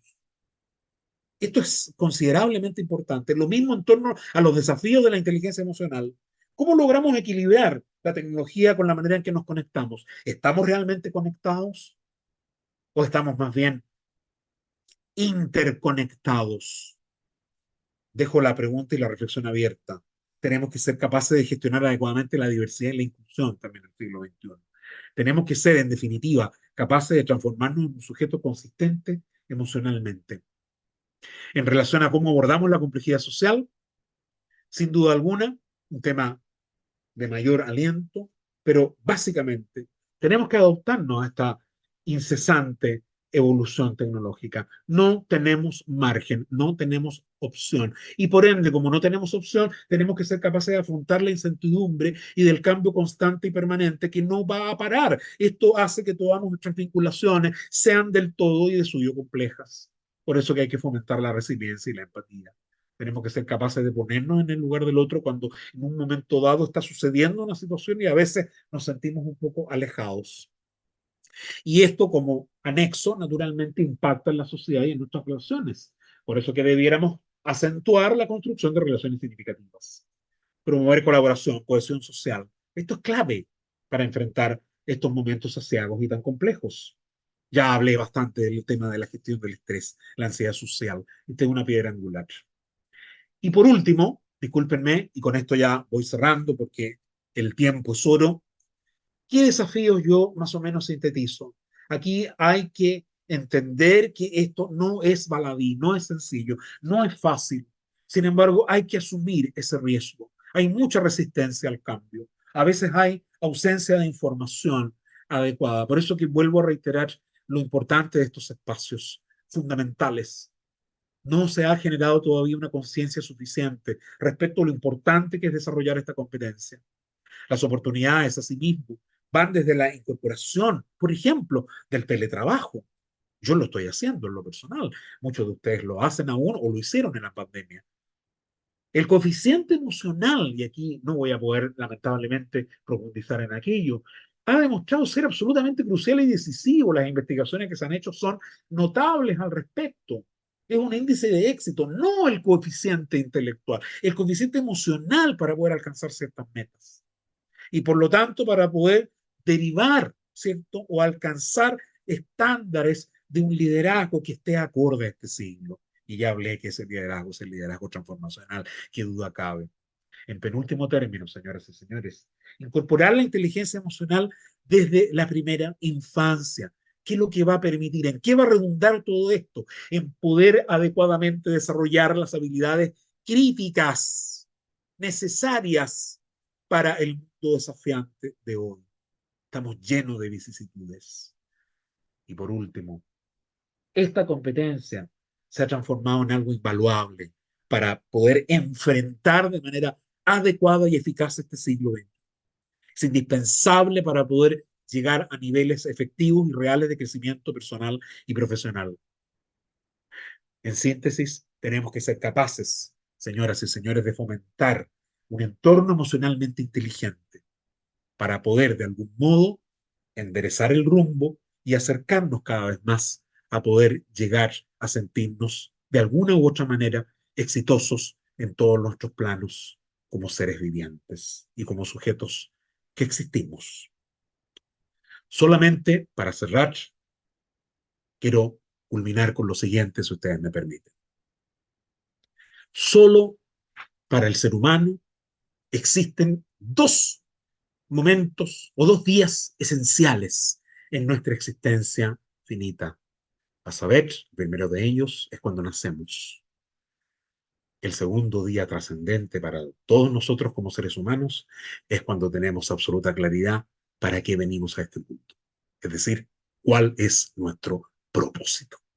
Muchísimas gracias a cada uno de ustedes por la atención dispensada, ofrecida. Aquí está mi correo electrónico, mi teléfono móvil, el WhatsApp, el LinkedIn, etcétera. Muchas gracias y dispensen el tiempo empleado. Licenciada Jimena, por favor. Muchas gracias, Quiero estimado magíster. que hay Claro que preguntas. sí. Gracias. Procedemos a la ronda de preguntas. Tenemos la pregunta de Mario Juárez. Pregunta: ¿Como docente puedo autorregular mis emociones y lograr una adecuada inteligencia emocional? Pero, ¿qué puedo hacer para influir en la inteligencia emocional de los alumnos? Muchas gracias, Mario, por su pregunta. Me parece del todo capital. La respuesta sería un poco extensa. Voy a entregar una visión. A ver, Mario, le mencionaba justamente a usted que si se trata de estudiantes en el ámbito primario, secundario o en el ámbito superior, obviamente el abordaje tiene que ser distinto. Si estamos hablando de un individuo que no se autogobierna, decía yo, Mario, en el ámbito primario, es un chico que está dentro de una cohorte, lo que habría que hacer es procurar, a mi juicio, en lo que yo haría eventualmente, profundizar, acercarme comunicacionalmente y de algún modo intentar ver cómo puedo generar un grado de confianza o de vínculo con él. Porque si ese chico o chica, a no ser que se le haya diagnosticado de TDAH, ¿no? Trastorno de déficit atencional asociado a hiperactividad, donde ahí ya no puede hacer mucho el docente o la profesora o el profesor. Pero si no estamos hablando de TDAH y estamos hablando, por lo tanto, simplemente de un problema conductual en donde este individuo, este chico, ciertamente tiene problemas, hay que intentar ganar la aproximación y ganar confianza. Si estamos hablando en el ámbito secundario, obviamente está en un proceso de rebeldía. Piensen ustedes, todos ustedes saben lo que tiene que ver con la adolescencia. Eso es así, ¿no? Por eso se llama adolescencia, en la edad de la carencia. ¿De qué se carece? De la identidad. No saben quiénes son. No son capaces de responder la pregunta de quién soy yo. Entonces están en un proceso de búsqueda incesante, permanente. Y cada estudiante, si es el caso suyo, Mario, en este caso, habrá que hacer un abordaje de acuerdo a la situación particular. Esto es casuístico ante todo, Mario. Siempre va a ser casuístico. Lo mismo pasa, obviamente, ya con un adulto, joven aún, pero adulto ya en la educación superior. Habrá que hacer un análisis casuístico para ver efectivamente o tratar de detectar cuál es la génesis de su problema. Eso es lo que podría mencionar así a grandes rasgos para no alargarme, Jimena. Muchas gracias, mi estimado magíster. Tenemos otra pregunta de Yuerki que dice: ¿Cuándo complejo es hoy mi día asumir el rol de docente? de manera adecuada, tomando en consideración las características personales de nuestros estudiantes y las variables contextuales. ¿Cuáles consideras que son los principales desafíos de los docentes para desarrollar y fortalecer la inteligencia emocional en sus estudiantes y futuros profesionales? Muchas gracias por la pregunta, una vez más interesantísima. A mí me parece, en lo personal, que un rol esencial que uno debe ejercer es intentar, a pesar de los tiempos escasos que muchas veces existen, procurar tener una aproximación, ojalá individual, dependiendo del número de estudiantes. Si son muchos estudiantes, esto es muy difícil. Se pueden usar ciertas técnicas, se pueden hacer ciertas dinámicas, role plays, workshops, talleres, en donde efectivamente podamos ir generando un grado de confianza. Si el grupo humano, perdón, ¿cómo se llamaba el colega? Perdón, Yuerki, perfecto. Yuerki, sí. Joerki, mira, si tu grupo humano, en este caso, las personas con las cuales tú trabajas, es más reducido, el trabajo personalizado se puede ver facilitado, aún más si este es presencial, aún más, en la medida en que si tú tienes una autorregulación adecuada y por lo tanto eres capaz de detectar efectivamente qué está pasando con un chico, con una chica, con una señorita, con un joven en particular, bueno, insisto, aquí la lógica de la aproximación, siempre un espíritu pedagógico debiera prevalecer, a mi entender, siempre. No ese efecto de sancionador que durante décadas, como a ustedes les consta, primó hegemónicamente en los modelos pedagógicos de nuestros países.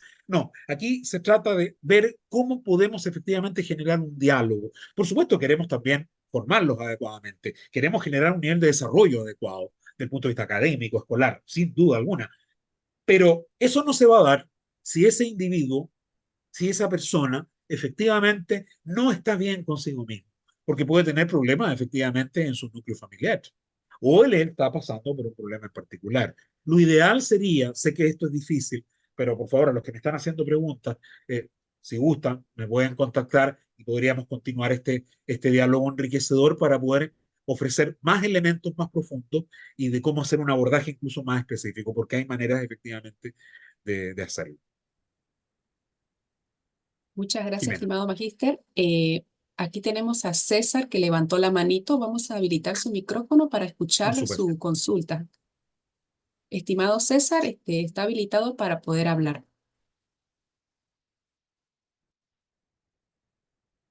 Adelante, César, por favor. ¿Sí me escuchó? Sí, claro que sí. Ah, muy bien. Estimado magíster, es una pregunta muy similar a la respuesta que comentó Mario, pero como yo me desarrollo en el nivel de preescolar, me interesaría mucho saber qué tipo de actividades gamificaciones puedo utilizar ahí con ellos, o si mencionó hace rato que tenía algunas y dijo que, bueno, si dijo, no me quiero extender tanto en el tiempo, ¿dónde podríamos encontrarlas? Gracias. Muchas gracias, César, por su pregunta. Muy interesante. Claro, acá el abordaje es distinto. Tiene que haber una base de ludicidad enorme. Por eso me parece muy interesante el tema de poder emplear, digamos, la lógica de la gamificación.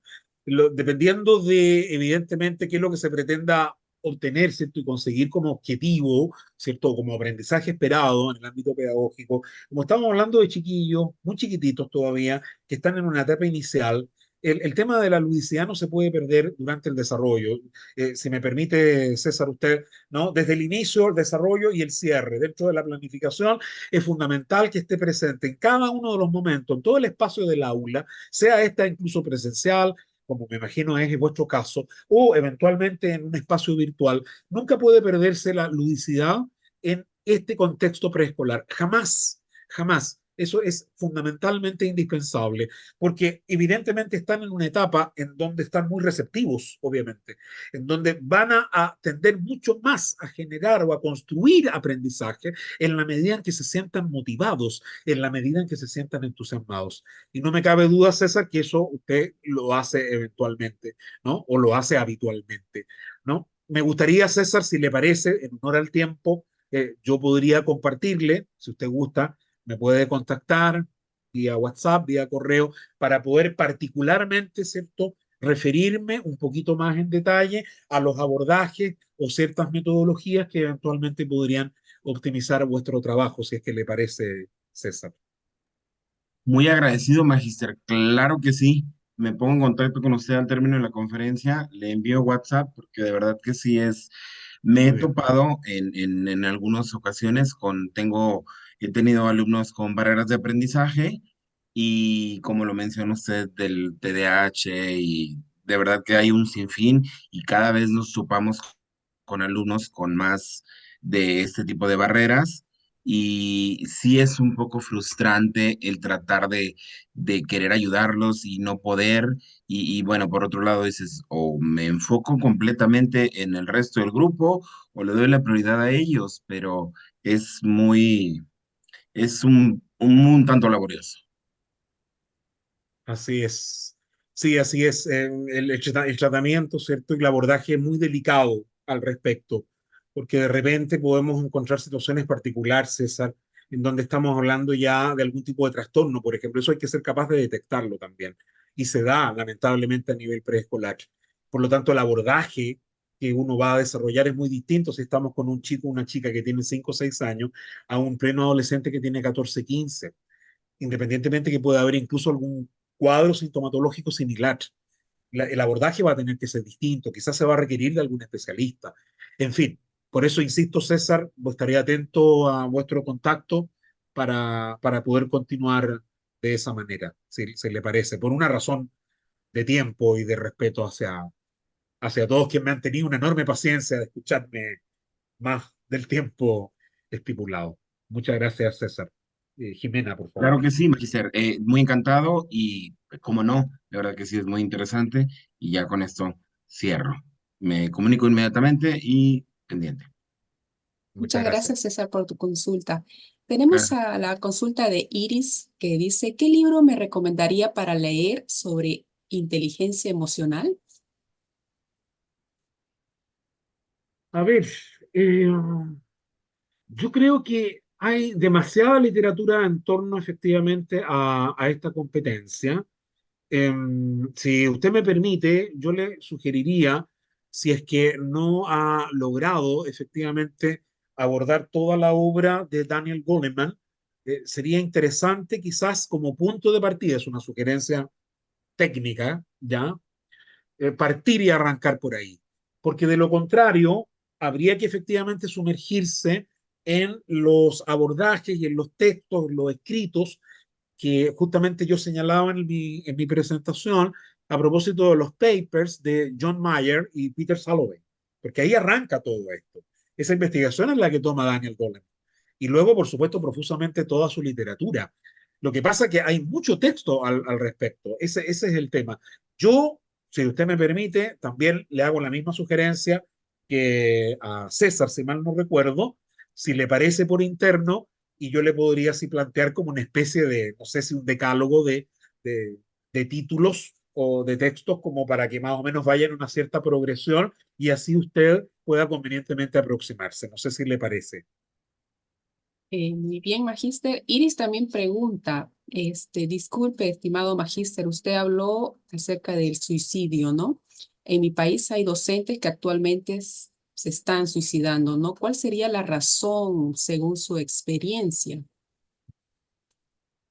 Este es un tema muy complejo, es un tema muy complejo porque hay una serie de estudios en relación a diversos países, incluso del primer mundo, en donde increíblemente esta situación, por cierto, se da en países, por ejemplo, como Noruega, donde tienen estándares probablemente muy distintos a los que nosotros tenemos en América Latina, en términos socioeconómicos, ¿cierto? Estabilidades políticas, a eso me refiero, sistemas pedagógicos muy robustos, qué sé yo, el sistema finlandés, por ejemplo, por solo mencionar alguno por razones de tiempo, y resulta que hay tasas de suicidio en Japón también.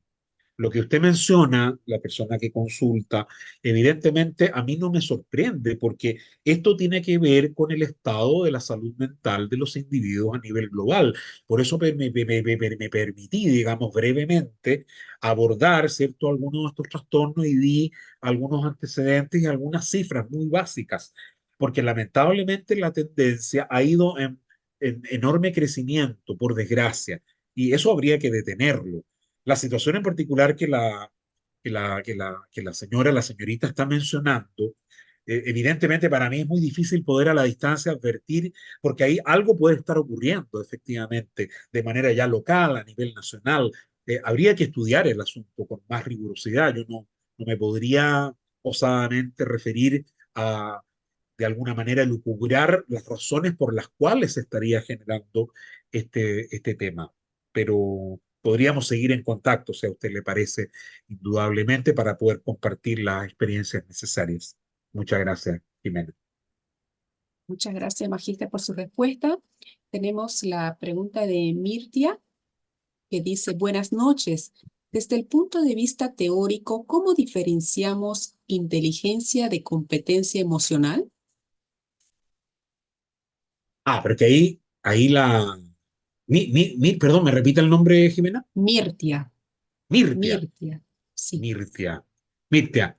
A ver, lo que pasa es que usted está preguntando sobre el concepto de inteligencia y por otro lado competencia emocional, está haciendo una decisión, ¿ya? Si hablamos de la inteligencia clásica, naturalmente estamos hablando de todas las competencias que tienen que ver con nuestra capacidad de razonar, de discernir, de distinguir, de abstraer, de estructurar lógicamente, de poder hacer ciertas conjeturas, de poder derivar una cosa de otra, poder colegir, poder concluir, inferir, etcétera, etcétera, etcétera. Todo eso tiene que ver, evidentemente, con la inteligencia propiamente. Ahora, si me pongo un tanto garderiano, que es un padre de todo esto, como ya lo mencioné en mi reciente conferencia, ustedes comprenderán que yo estoy bastante adscrito a que la inteligencia la podemos entender como la capacidad de resolver problemas, efectivamente. Nos tenemos que hacer cargo de situaciones, de conflictos y de problemas, tenemos que ser capaces de resolverlo de la manera más exitosa posible. Eso por un lado, mira. Entonces, por otra parte, si hablamos de la competencia emocional, estamos hablando de aquellas destrezas que debemos desarrollar del punto de vista de tener un nivel de autoconocimiento adecuado, de poder regular, es decir, poder controlar nuestras emociones, independientemente de cuál sea el contexto, ojo con eso, y por lo tanto, ser capaces frente a una situación en donde no nos está yendo bien, donde evidentemente hemos tenido muchos reveses personales, sociales, académicos, profesionales, en cualquier ámbito, y por lo tanto, ¿qué aparece ahí? ¿Qué les planteaba y compartía yo a propósito del modelo? La posibilidad absoluta, fundamental y necesaria de tener esta motivación, esta automotivación. Si yo soy capaz de automotivarme, es porque tengo también un cierto grado de autodisciplina, Mirtia, evidentemente. Entonces, eso es ser un sujeto competente emocionalmente también, por una parte. ¿Cierto? Y por otra, por supuesto, todas las destrezas que yo puedo demostrar, independientemente en el escenario social donde yo me mueva, que es lo que se llama técnicamente ser competente socialmente, y eso es lo que entera, ¿cierto? Finalmente, el ser un sujeto robusto y consistente desde el punto de vista emocionalmente inteligente. Eso básicamente, ¿no? Espero haber satisfecho la respuesta suya, la pregunta suya. Gracias, Jiménez. Claro que sí, estimado magíster. Y tenemos una última pregunta de Alejandra. Dice, si bien es cierto, nuestra labor está dirigida a los estudiantes, pero creo que es de suma importancia el trabajo con los adultos funcionarios de los establecimientos. ¿Cómo se puede trabajar esta temática con los adultos cuando se encuentran estructurados para hacer, dejando de lado, eliminando la importancia del ser y sentir? Gracias. No, muchas gracias por su pregunta. Interesante, por cierto, también, como todas las preguntas que se han efectuado acá. El trabajar con adultos, especialmente si estos adultos ya son profesionales, son funcionarios en algún área, donde estamos hablando ya de gente que está formada, el asunto indudablemente es más complejo, pero en honor al tiempo voy a ser muy concreto y espero ilustrativo al mismo tiempo. Todos nosotros somos como individuos frutos de un aprendizaje en concreto. Todos. Entonces, todos somos de una manera. Yo soy así, planteamos en un momento dado. Yo actúo de esta manera. Pero resulta, resulta que como adultos tenemos la capacidad de, técnicamente, entre comillas, desaprender. Yo puedo desaprender del punto de vista comportamental, sin duda alguna. Pero para poder desaprender, lo esencial acá no es, en primera instancia, juntar un equipo multidisciplinario que me pueda a mí eventualmente, porque disculpe, voy a hacer la autorreferencia para ser lo más ilustrativo y claro posible. Si yo soy el sujeto que me comporto de esta manera y que genero dificultad, yo soy adulto y no quiero cambiar, Bueno, no sacan nada con colocarme un equipo multidisciplinario de altísimo nivel internacional si yo no quiero cambiar. Por lo tanto, aquí la premisa esencial, estimado señor, la premisa esencial es si hay efectivamente el carácter necesario de ese individuo para tomar la decisión de desaprender ciertos ámbitos comportamentales, ciertas conductas o ciertos hábitos. Se puede, evidentemente que se puede. Ahora, para generar esto, obviamente uno puede de algún modo empujar, uno puede suscitar ciertos escenarios. Y para eso, y perdonen que sea tan majadero en esta parte final, me parece que es absolutamente esencial que podamos recuperar de manera clara y absoluta la estructura dialógica, porque no nos estamos comunicando de manera asertiva, de manera efectiva. No lo estamos haciendo en líneas generales. Yo creo que esa es la piedra angular, es el punto de partida a partir del cual, ¿cierto?, se puede desarrollar todo esto. Pero de ahí, naturalmente, hay un rol y hay una responsabilidad enorme por parte de ese individuo adulto que tiene en sí mismo todas las competencias necesarias para poder desaprender, pero para eso hay que proponérselo. Y por lo tanto, para poder proponérselo, hay que tener también un nivel de desarrollo de inteligencia emocional, porque si yo me conozco bien, sé que tengo ciertos ripios comportamentales, sé que genero algún grado de ruido o dificultad en el entorno, y por lo tanto, bueno, la voluntad, insisto, yo hablo del carácter. El carácter es el que maneja el temperamento, el carácter, no al revés. Espero con esto, muy sucinto, haber podido responder lo consultado. Muchas gracias, Jimena. Muchas gracias, estimado magíster. Ya no nos queda más tiempo. Por ahora vamos a terminar con el sector de ronda de preguntas. Vamos a continuar entonces con nuestros próximos eventos.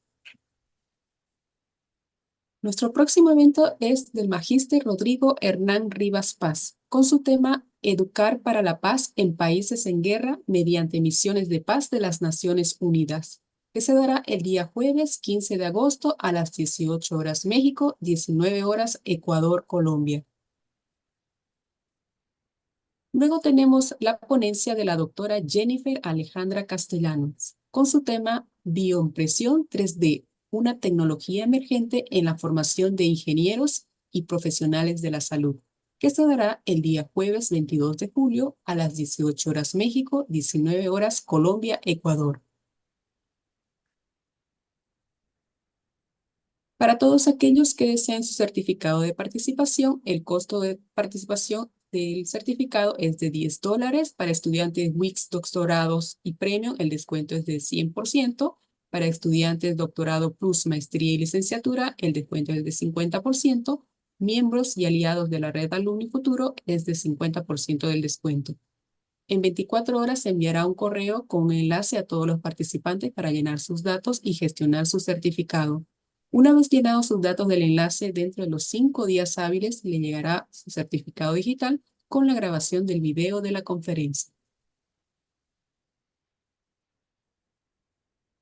Y así llegamos al final de este evento. Al finalizar este encuentro, se les va a aperturar una encuesta de satisfacción, la cual agradeceríamos mucho su tiempo y llenado del mismo. Agradecemos mucho la ponencia de nuestro querido magíster Patricio Ernesto por habernos brindado tan grandioso conocimiento a todos ustedes. Muchas gracias, estimado magíster. No sé si tiene algunas últimas palabras para todo el público presente que estuvo en esta conferencia. Sí, muy amable Jimena, muy brevemente, en honor al tiempo y por respeto a todos los que todavía se mantienen conectados y conectadas. Primero que todo, pude percibir que hay gente que tenía otras interrogantes, observaciones que hacerme. Por favor, no duden en contactarme, la hayan podido allí apuntar mi correo electrónico, mi teléfono, WhatsApp, etcétera, para que yo pueda efectivamente de manera ulterior contestarles a todos aquellos que hicieron preguntas y que por razones obviamente de tiempo no pude responder y en otros casos profundizar. ¿Ya? Y lo segundo, y con esto cierro de manera definitiva, agradecer obviamente a la Universidad de Investigación e Innovación de México, a la Red Alumni Futuro, indudablemente, a usted, licenciada Jimena, por haber sido la maestra de ceremonia de forma tan interesante, tan adecuada. Así que solamente reiterar mis agradecimientos por haber tenido la opción de poder compartir esta ponencia y espero de verdad haya sido de el interés para cada uno de ustedes. Eso es todo. Que tengan muy buenas tardes, muy buenas noches a cada uno. Gracias. Muchas gracias, estimado magíster. Gracias a todos ustedes por su participación. Nos encontramos en nuestro próximo evento. Que tengan muy buenas noches. Hasta luego.